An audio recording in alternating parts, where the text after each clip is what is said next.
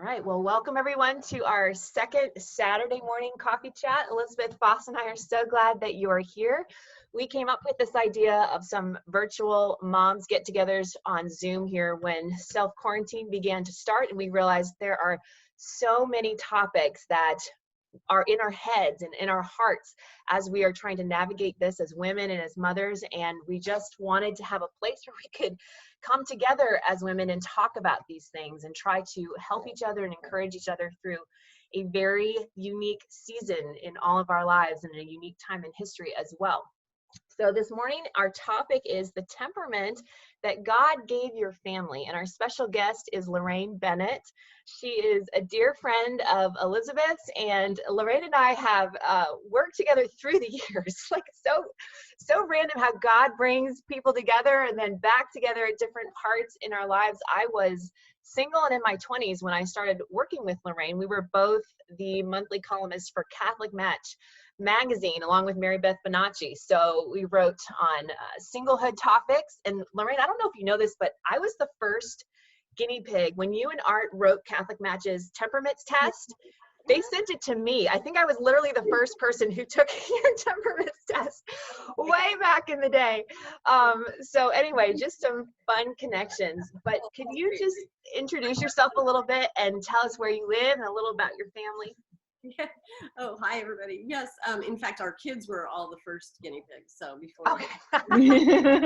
But yeah. So So my husband is the chairman and CEO of Catholic Charities, and in Arlington, and and I work for the National Council of Catholic Women, and it's a part-time job because anybody who writes books knows that you don't get rich writing books. So you have to have a day job. It's like and people think, oh, you write books, that's so amazing. It's like yeah. Anyway, but so I work there, and so recently I was just sharing this with Elizabeth. So about 3 years ago now, we sold our house that we had lived in for 20 years out in the suburbs. That's beautiful, and we fixed it up. Oh, it was gorgeous before we sold it, and we downsized. So we went from 4,000 square feet to 1,100, and to live in Arlington, which is where we work. So anyway, that's a whole other story. But now we live. Elizabeth is living that story right now, right, Elizabeth? Yeah, it's a whole other story that I am deeply, deeply interested in. And as she was doing it, like at first I had this, I can't believe she's doing that. I feel so sorry for her.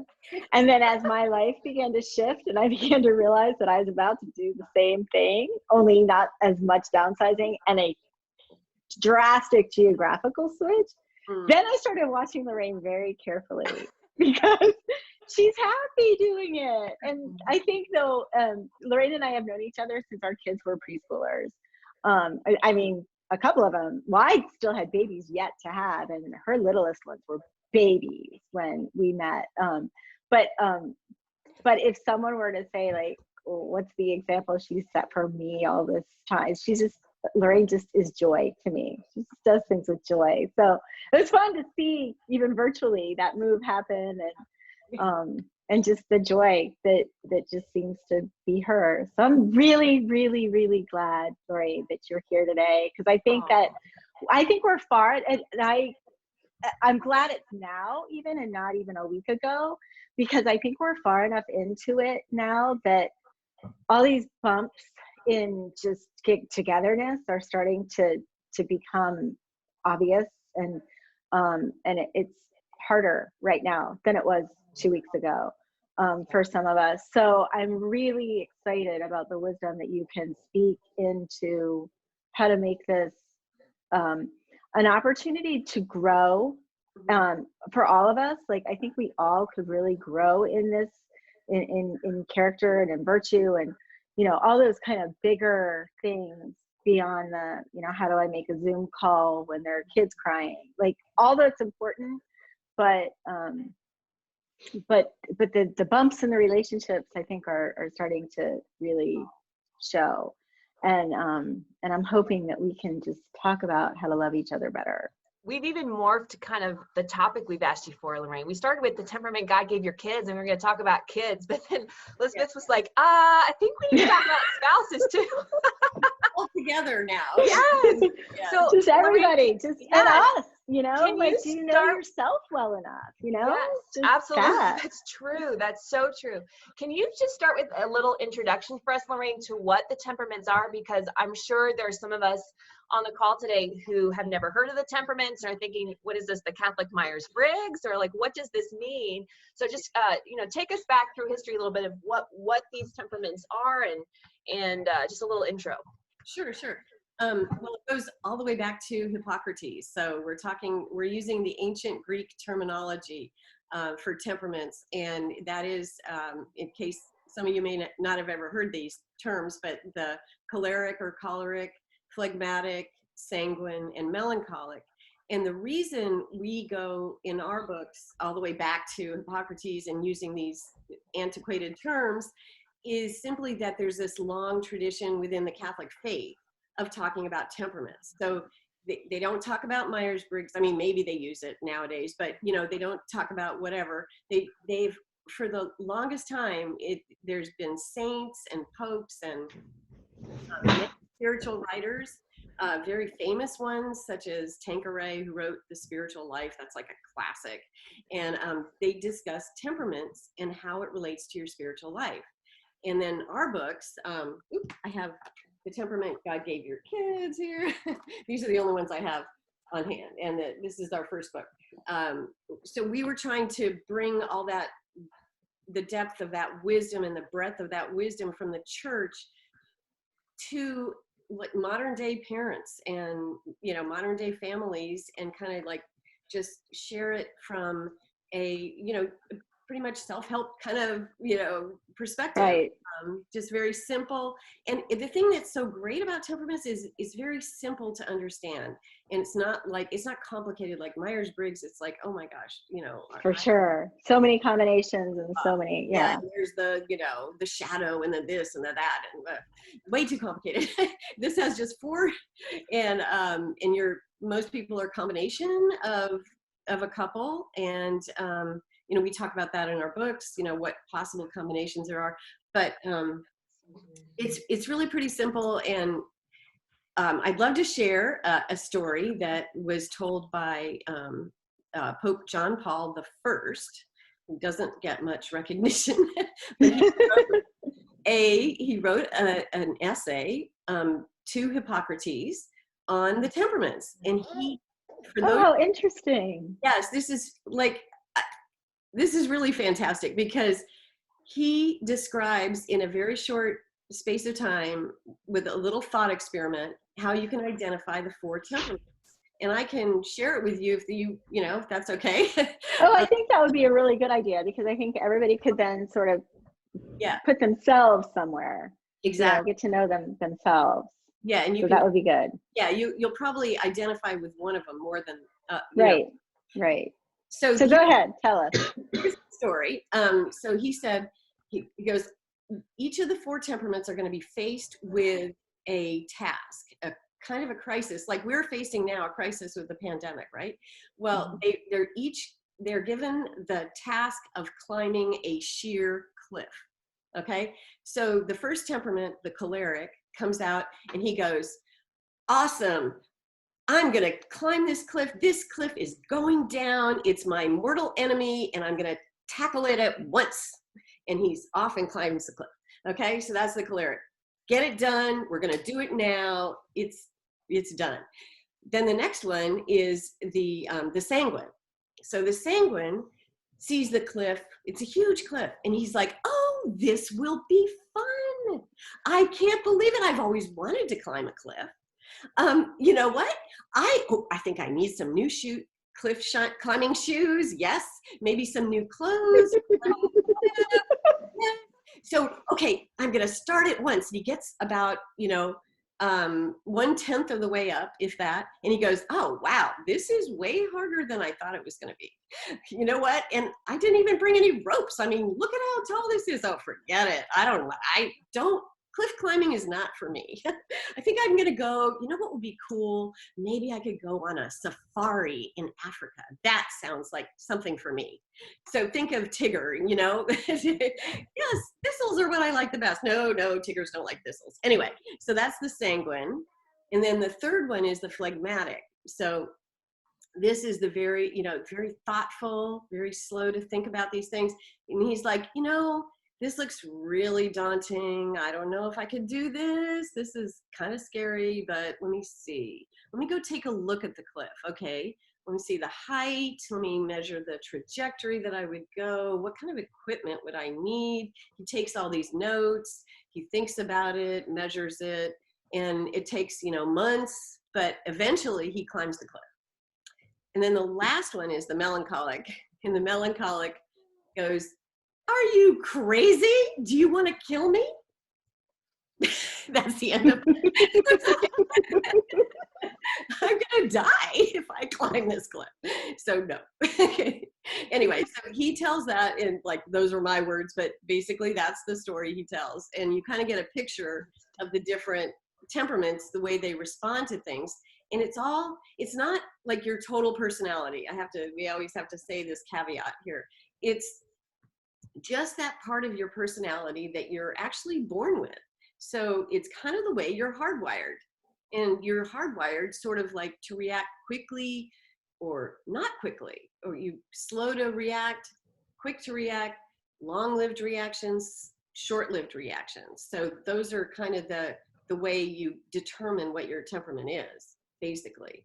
And so often you have, and now everybody at home, you're going to have the mix of temperaments, everybody together, and you're going to have people who are, let's get this done. Let's, you know, why is the house a mess? You know, I'm used to working in an office and I want this, where are all these screaming kids coming from? And, you know, and the other person who is like, this was my territory and I had it all nice and this was beautiful in my little home, and now it's invaded by, you know, whoever, all the people working from home, or maybe the college kids that came home, or, you know, so it's very useful when you realize that, because starting out, you might think that everybody responds the same way you do. So basically the fundamental, like, kind of key to the whole thing is just to realize that this guy responds differently than I do. I react quickly, he reacts slowly. It doesn't mean that he's mad at me or whatever. He's just a slow to respond person. Mm-hmm. And once you realize these things, same thing with kids. Like, you might have a kid who's very impulsive, and that's within a norm of that temperament. So once you realize that what people are doing, they're not doing these things out of being bad or being angry with you or out of some other, you know, deeper motivation, evil intent or whatever. It's simply the way they're hardwired. And then you become a lot more loving and forgiving of these people, and also forgiving of yourself. Yeah, that's probably very key too, is to recognize that some of this is how you're hardwired, no matter how much you wish you were some other way in this present moment. You know, right. You got to work with the way you are. Exactly.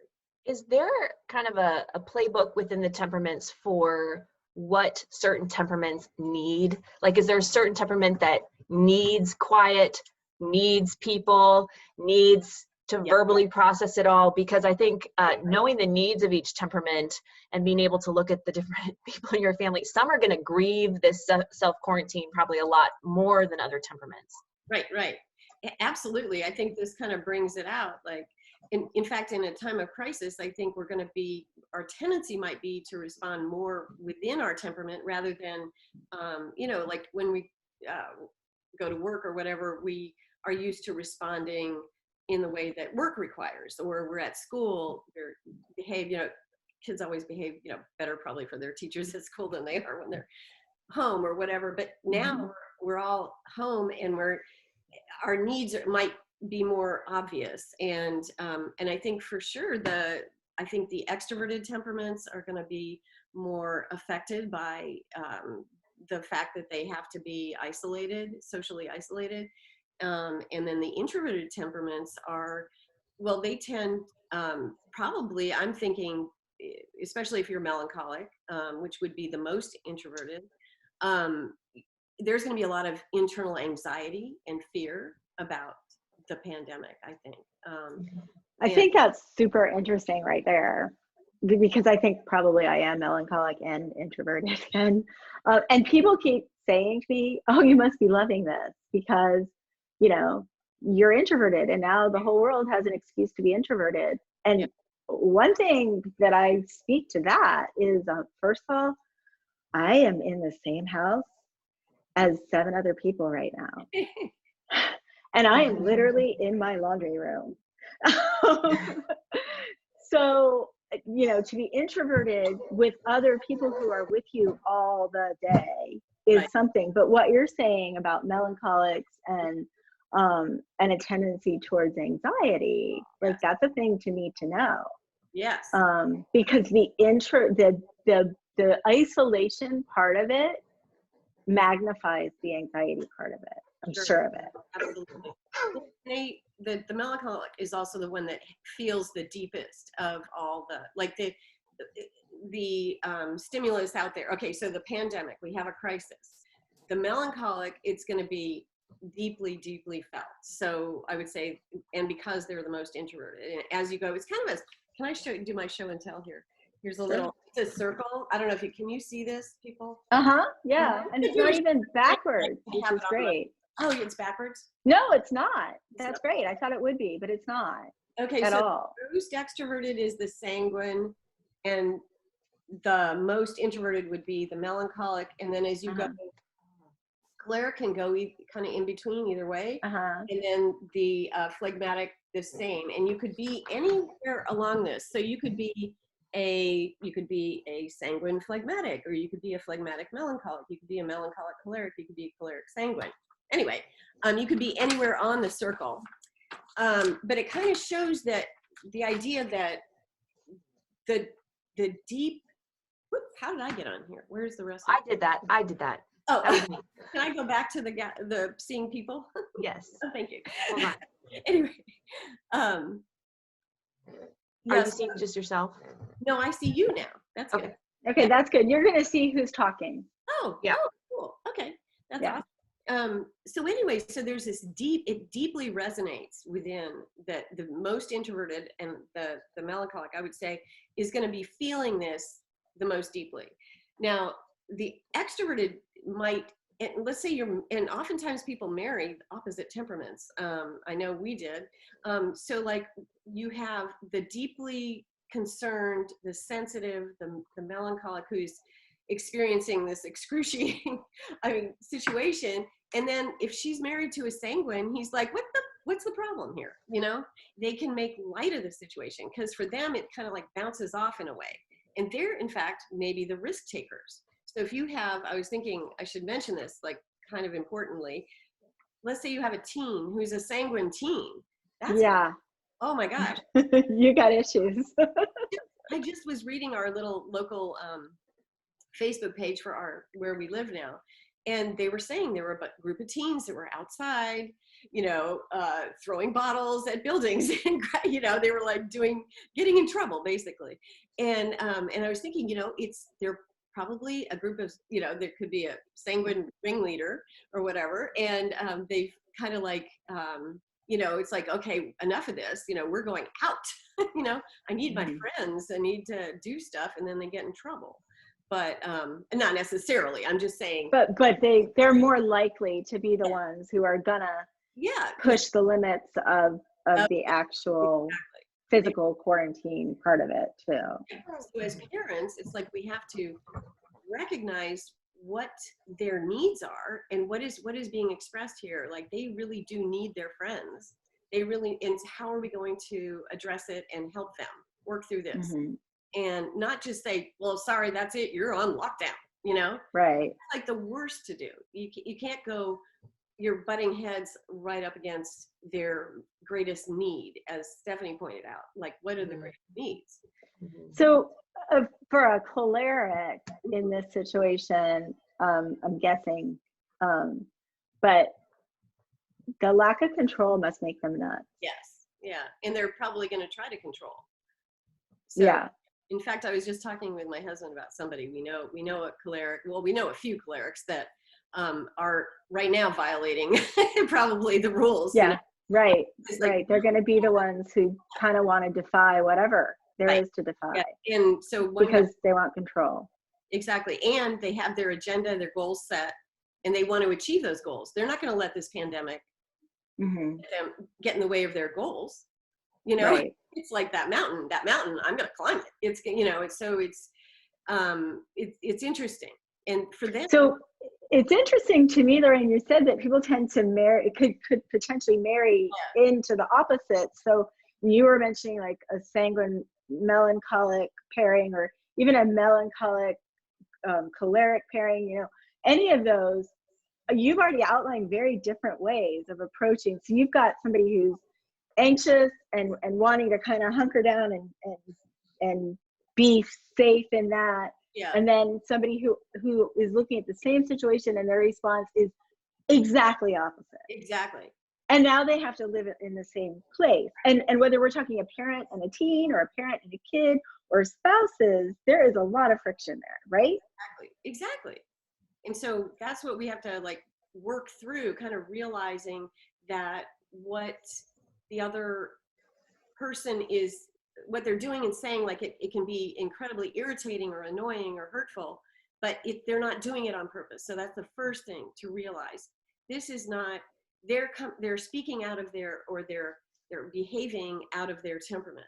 And if there's a way to like kind of acknowledge that and work through it, that would be the best thing. It's like, you know, I mean, I do this. It's amazing. Like we've been married for so many years, and I still, the same thing. It's like, because he's a slow responder and I'm a quick responder, I'll be like, well, what do you think about that? I just read this article on this thing, on the pandemic, and it says this. And what do you think? What do you think? Huh? How come you're not answering me? Wait, you're not thinking anything? Are you? No, you know what I mean? It's like, and then I realized, no, he's thinking. It's called thinks before he speaks. And I so relate to this. This was my husband and I at the beginning of like where everything was about to go crazy. I'm like, gotta go to Costco, honey. We have to go right now to Costco, like right now. Take off work today because I have to go. He's like, what? Just calm down. I'm like, no, gotta get ready. That's so true. Oh my gosh. Yes. Yeah. Mm-hmm. Oh my goodness. So when we're working through all this, is it best, like I've been trying to have this mentality of put on my own oxygen mask first, because I started this whole crisis with trying to make everybody else, everything else first. And I was having a panic attack inside doing it that way. So is it best to first like spend some time figuring out what your temperament is, what your needs are, then moving to your spouse, then to the kids, or is there any order to this that we should be? I think that would be a good idea. There actually is like the test that you originally took, we entirely redid. So if you go to temperamentquiz.com, that's a website. I should pull it up and show my screen. Okay. Yeah, and somebody who's typing into the comments right now could type that in so people see it. Temperamentquiz.com. That'd be good. Well, did you type it or should I pull it up? No. Somebody will type it, and you show us if you want to show us or whatever. But I'm always like, okay, let me see if I can pull it up. Yeah, that looks good. Thank you, Fran. She's just putting the link up there. There we go. Perfect. Lucy's doing tech for you, Laraine. Thank you, Lucy. Now I've lost the Zoom. Where's the Zoom go? Here, is it here? Launch meeting? You're here. You're on. I see you. If you can't, you can't see us. I've lost the. Okay. I knew this would happen. Like if I try. Okay, we see you and we hear you. Just go to zoom.com and re-log in if you can, and you'll pop back up. I mean, it should be somewhere here, right? Launch Probably. meeting now? Did Let's I see like something. up by going on? So do you see an icon at the bottom that says video? Oh. It's right next to that mute button. Nope. No? Oh no. Wait, I see I hear, there you are. Hi. There you are. Okay, good. I'm like, Anyway, yeah. Okay, so you got the thing. Yep, we got the link. Yep. Like the oxygen mask metaphor is awesome, and I think it's a great idea, because otherwise the temptation is to start labeling everybody, and and this is the whole problem with our family. It's you, Yeah. Yeah. So speak to that though, like, because the last thing we want is, by 11:30 today, every mama who's watched this go, okay, I figured you all out. Yeah. And this is the way you're going to act right now. Right. Like, so speak to that, like, to how to use the knowledge and the insight for the good, and not for like destruction of the universe. Exactly.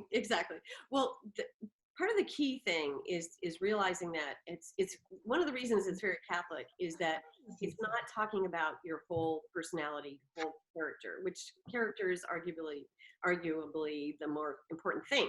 But it's only talking about these tendencies that are sort of like, come from birth. So once you understand what your own temperament, and I do agree that you should start with yourself and try to figure that out and see, oh, you know what?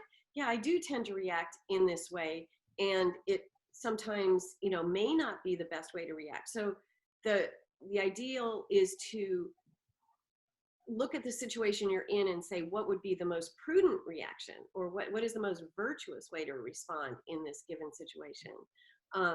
And that's like what Christ did. So Christ is he reacted so many different ways. Like, sometimes he brought out the whips, and went through the temple, and sometimes he was very angry, and sometimes he wept, and sometimes he was quiet and said nothing.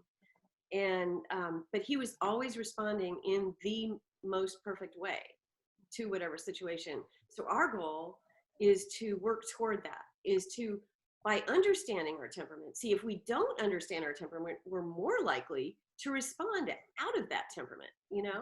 It's like, because it's like habitual, it's the way we tend to react. So once we get it, we kind of have that aha moment. It's like, yeah, I do that.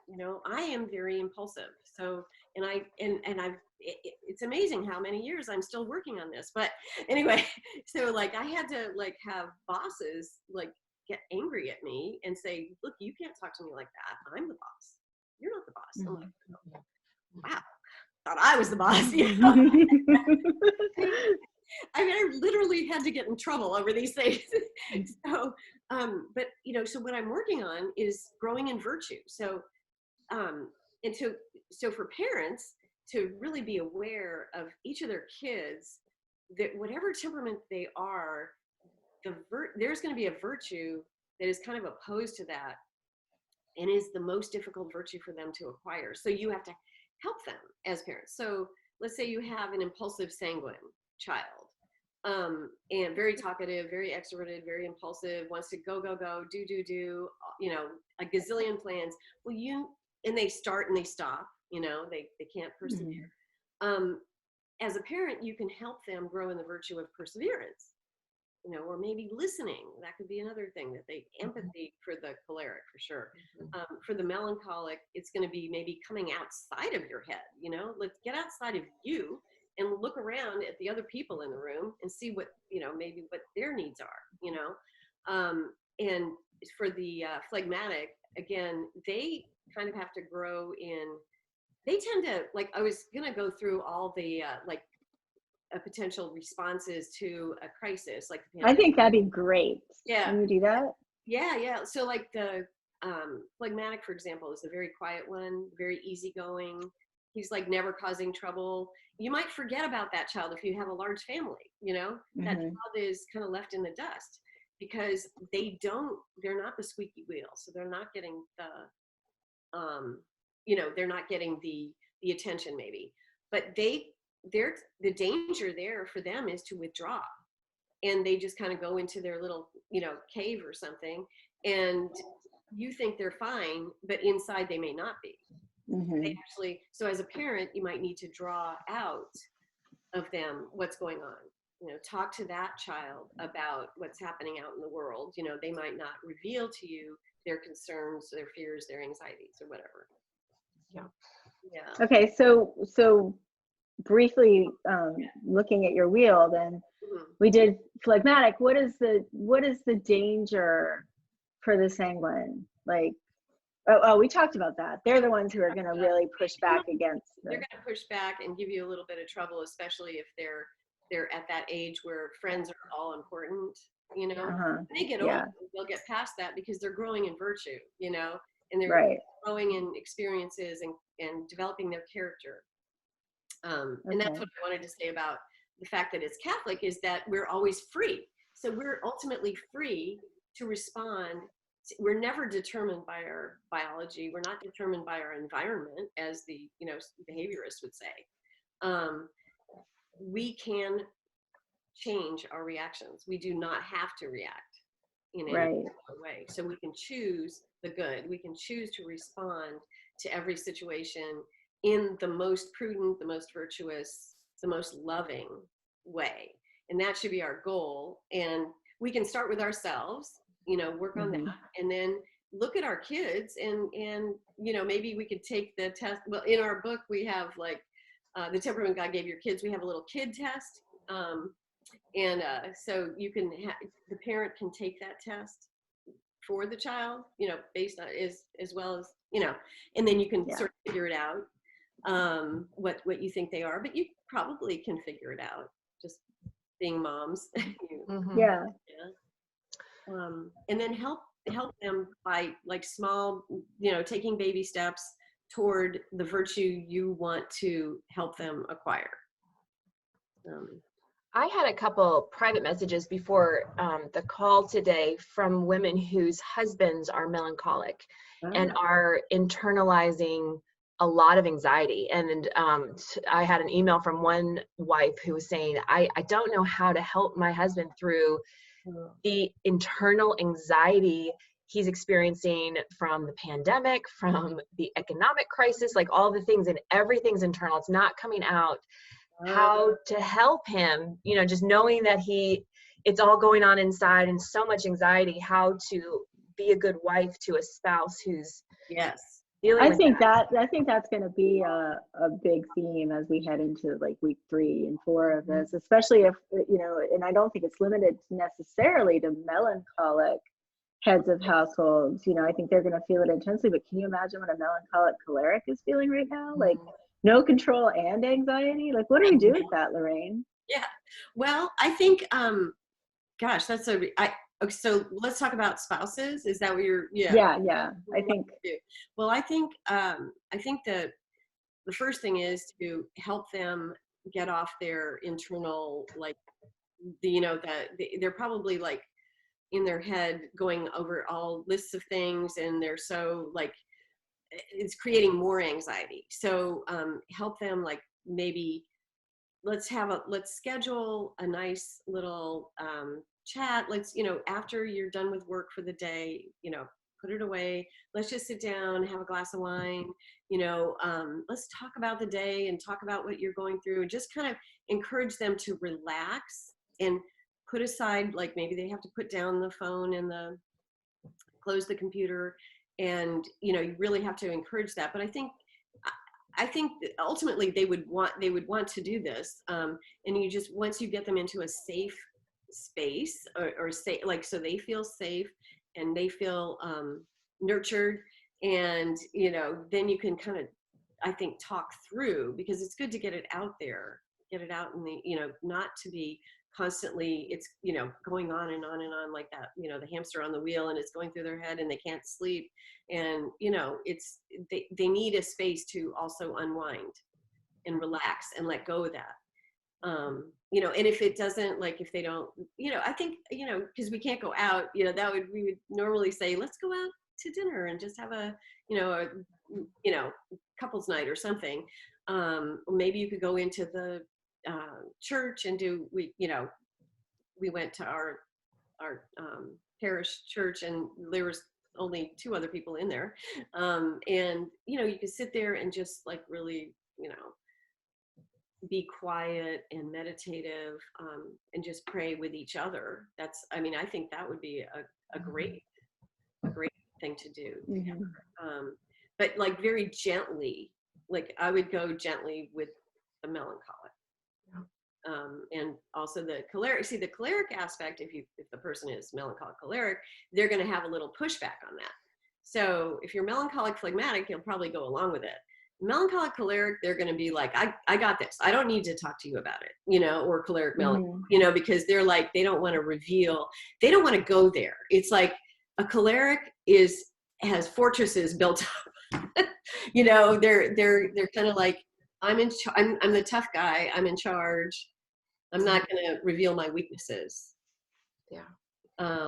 So it would be a little bit challenging, I would say. What about the sanguine, who I was talking to a girlfriend, texting with a girlfriend yesterday who is sanguine and very extroverted. And she said, you know, here at the end of week 2, she was experiencing something close to grief, like just so much of her personality and her way of life and just the needs that she had were so not being met, that she felt like she was experiencing grief. And I am not sanguine, so it's hard for me to relate to that level of just like, where are my people? And just that need for being with people and talking and all that stuff. So this is made for this moment, you know. I invested in Zoom. Our stocks are all crashing, you know, but Zoom. So I have a phlegmatic teenager who did invest in Zoom. It's like, that's all he cares about.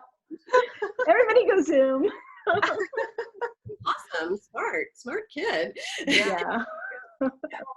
So our son-in-law and daughter, and they set up weekly happy hours that we got family. We all get together and do those, and that helps a lot, I think. So yeah, at this time we're going to have to find other outlets for the sanguine, and it's going to, you know, if they can't go out and be busy and do the things they normally do.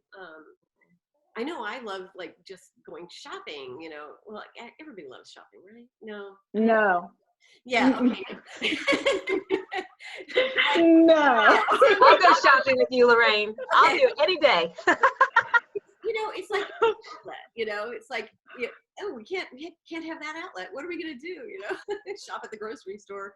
You know. Okay, so but I did a trail at Manassas Battlefield. Thought about you the whole time yesterday. Like, that is not a thing. I mean, actually, I was going to say that's not a thing that's been taken away. So what I learned yesterday was I can't access my regional park trails at all.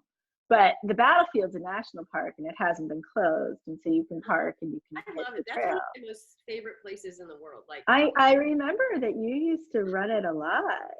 Yeah, and I see why now. I mean, I went because it was like my consolation prize, because Bull Run Regional Park and Bluebells are inaccessible, and we won't talk about that or I will cry.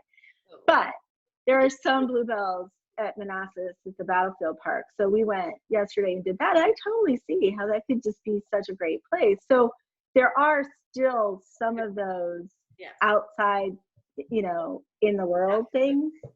Yes.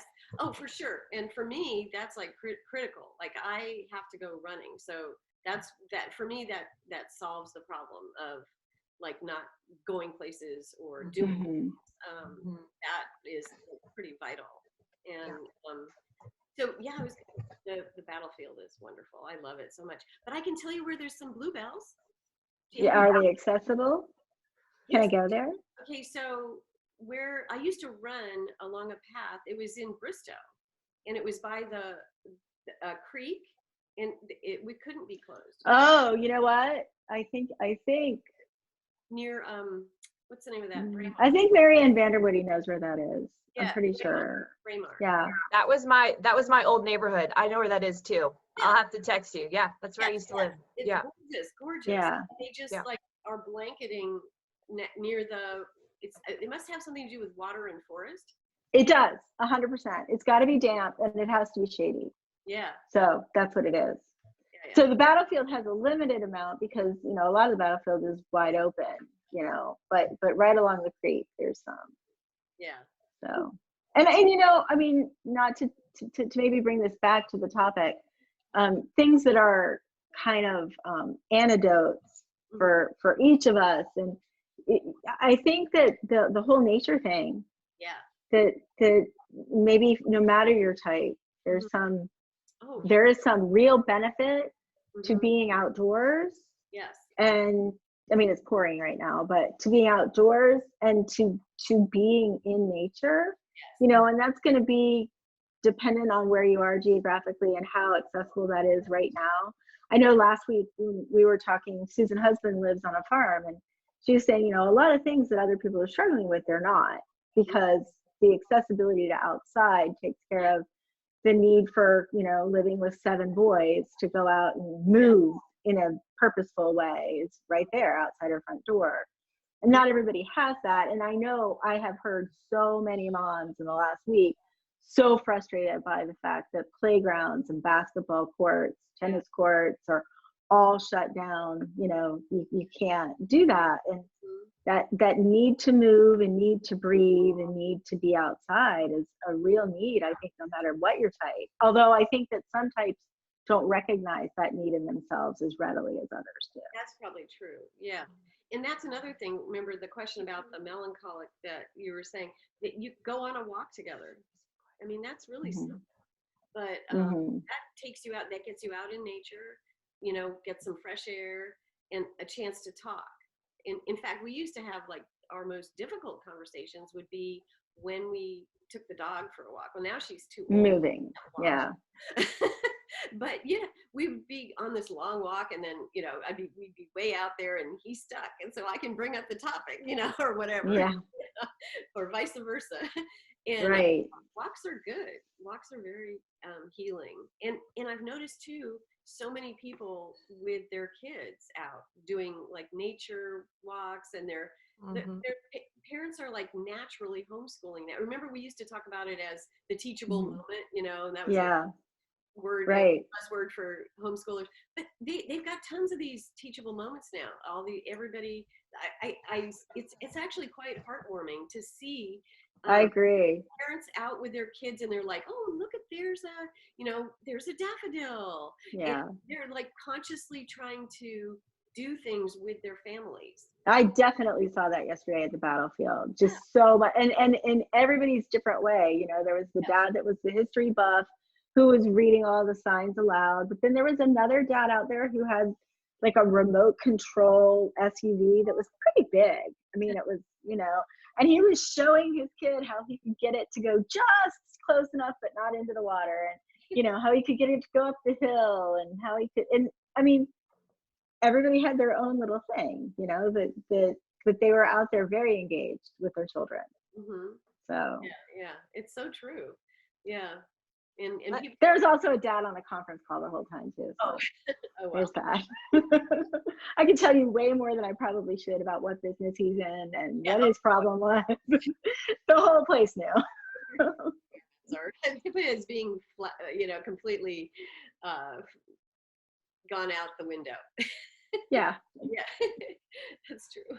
Let's open the chat for some questions for Laraine. So if you have a question, you can type it, or if you want to ask your question verbally, just put a little emoji of any kind in the chat and I'll call on you so that you can ask your question. Heather Renshaw is on the call today. Many of us are friends with Heather, and she asked a great question, Laraine. She asked, in determining her own temperament, how much is nature in her temperament and how much is nurture? Her situation, being a mom of a large family, all those things. How do you determine your temperament based on the nature versus nurture, which is something I've struggled with as well? Well, actually, so temperament is basically nature. So you can, you know, nurture is the environment. So that's going to impact your temperament. So, I mean, it's going to impact your total personality, I should say. It doesn't necessarily change your temperament. So I have, like, ever since I was, you know, a small child, I've struggled with the very same temperament issues. Now, I'm hoping that I have grown in virtue and that I've learned a few skills along the way. So that would be the nurture part, you know, and I had parents that were very understanding of my, of my temperament, actually.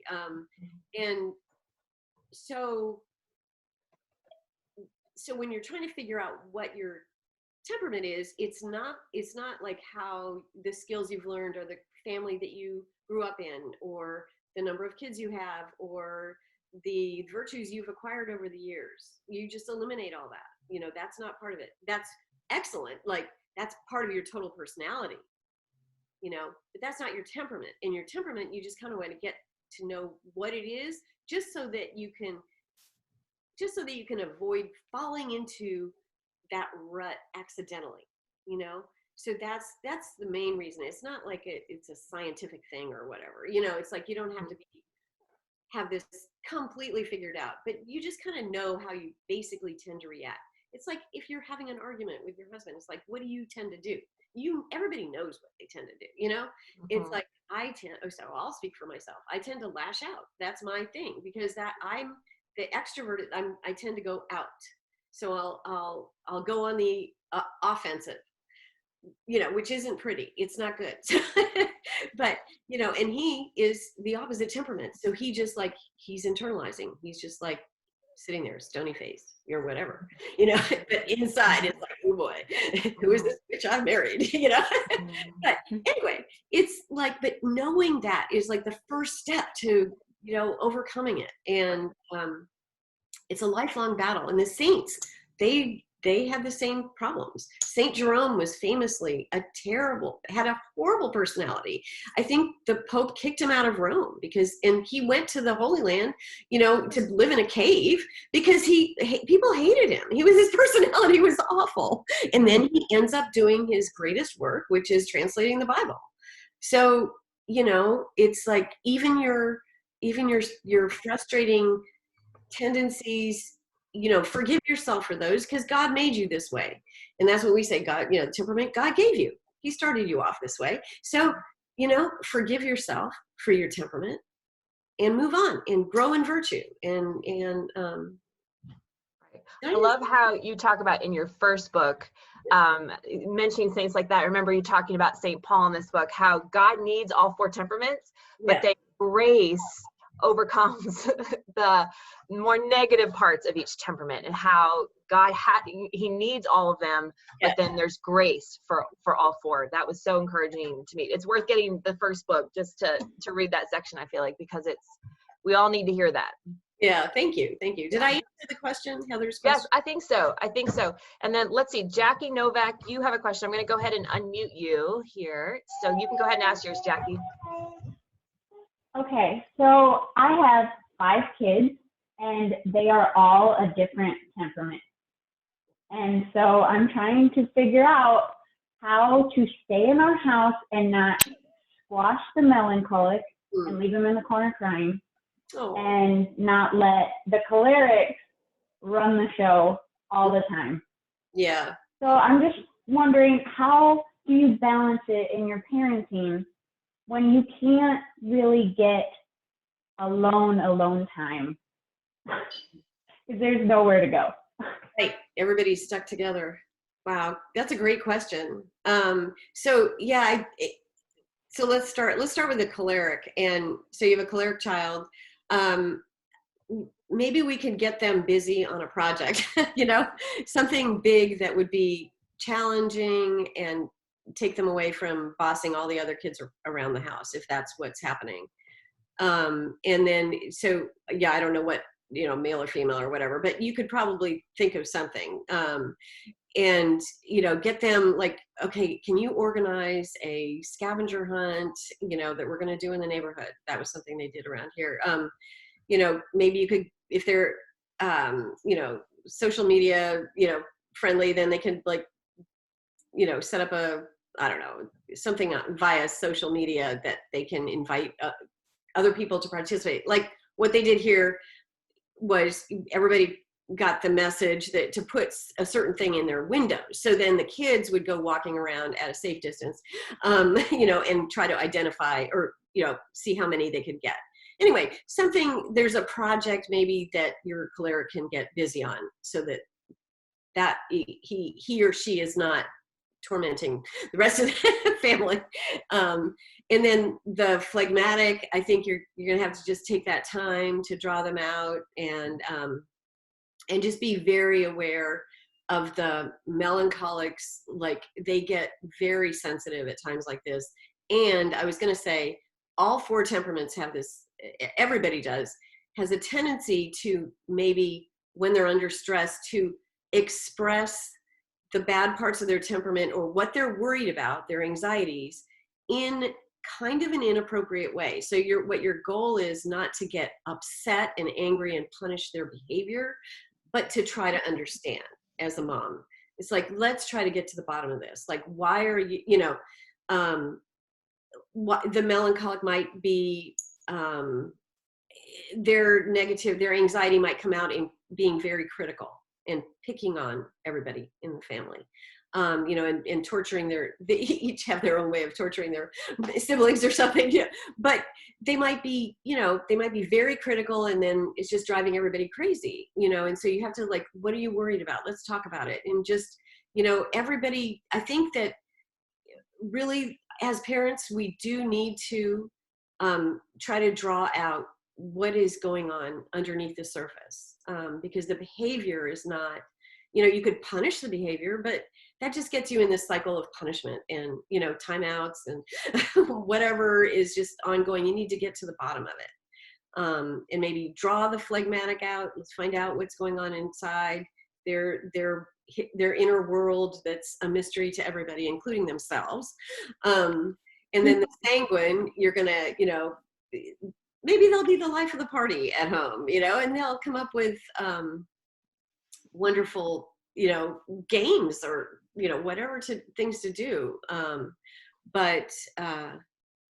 Yeah, I think the key is to kind of like take that time, and we as parents, I think I listened to one of your previous calls, and one of the people who were on the call, and I forget her name, but she said, it's kind of like our job as parents, we are going to have to be the role models.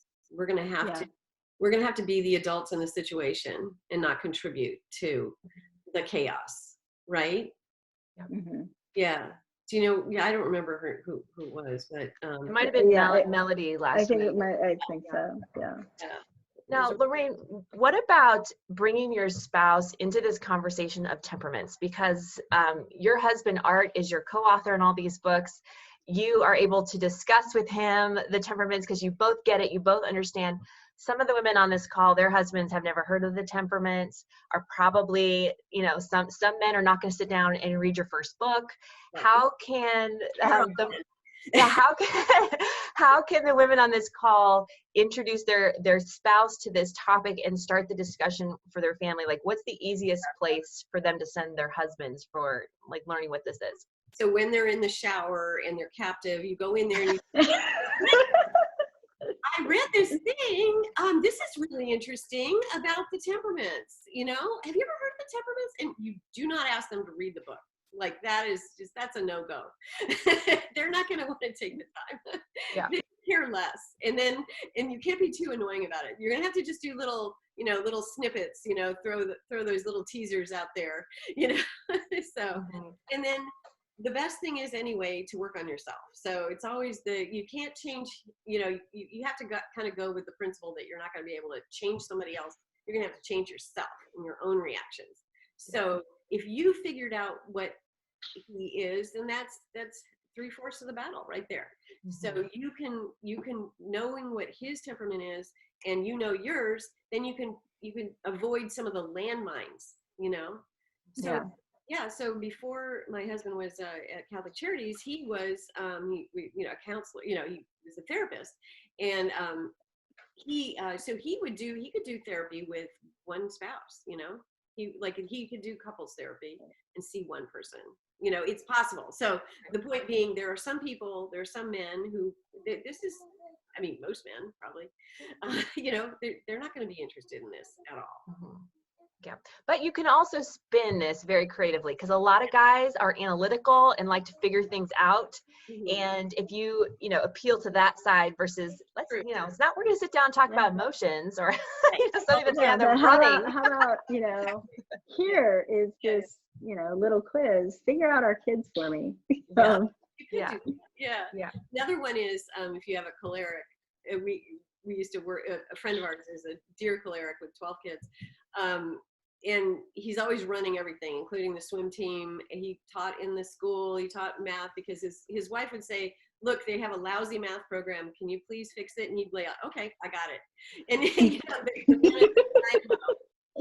he brought the internet to Warrenton. So anyway, this guy is brilliant and a genius, but it was funny because initially he was all about win-win-win on the swim team, and then Art presented to him, like they had a little chat over coffee one time, and Art goes, if you really want to lead the team, you got to also appeal to some of these underperformers. You got to let's bring them up. You have to also acknowledge that there's kids that don't win. But the way to do it, to appeal to the choleric, was to say, you're the leader. You can lead this team. You can win, and by understanding that there are different temperaments. That's a simple message. Which. Yep. Yeah, and then probably each type. Yeah, the melancholic might be more. Yeah, melancholic spouse might be more intrigued by the concept if you present it in the analytical way, perhaps. Yeah. So. All right, well, we are right at about an hour, so we're going to wrap up here in a minute. Elizabeth, do you have any parting thoughts or encouragement that you'd like to share before we wrap up the day? No, I have teenagers standing out. I'm in the mudroom. In the laundry room, because this is the best Wi-Fi that has a door. And behind me, this is the overflow pantry. And I know they want to get in. Oh. I'm very distracted. I'm thinking, what's in here that they need? They want to help you with the laundry. Such good children. No, they absolutely do not want anything to do with the laundry, but I think they want something that's in the pantry. So my only thought, I think, is that it's going back to what Laraine said not too long ago about self-awareness being like I think we all, no matter your type, when you're a mom, you just want to make it all better. Mm-hmm. And when you're a wife, you want to really make it all better. And just that whole idea that we can't fix people, that came out wrong, and I don't even mean it that way, but like we can't make it all better for everybody in the family, even according to their type, but we can know ourselves better, and that's a really good call to know ourselves better and to pray for the grace to grow in the virtue that we're being called to grow in right now, because we're all being called to grow in virtue, right? That's the point here. So I think that's my takeaway. Laraine, I am so grateful. I just feel like I learned so much. So thank you. So much. Yes, thank you so much. Laraine, how can our listeners get in touch with you? Like, what's the best place to send them? A website or Instagram? What is your best place? I do have an Instagram. It's Mrs. Lar Bennett. Okay. LARBENNETT. But they could also send me an email if they would like. It's Bennett Laraine, LARAINE @gmail.com. Okay. And they could go on that. They can take the quiz and find out what they are. And they can get the book. Like, by the way, Sophia, here's the book. That book that I have. Sophia is saying that Amazon is deprioritizing. Right. I was going to mention that. So is Sophia your publisher for all your books? No, Sophia did our first two, and one is our Sunday Visitor. Yeah. So what I was going to mention, you want the books, and you probably can get the books quickly if you go to the publisher for the books. Right. Amazon is really not shipping books right now, nor are they printing books. So if you want to talk about not making money being an author, try being an Amazon author. I know. That's right. No, they're not. They're diverting all their paper to toilet paper. So they're not printing books.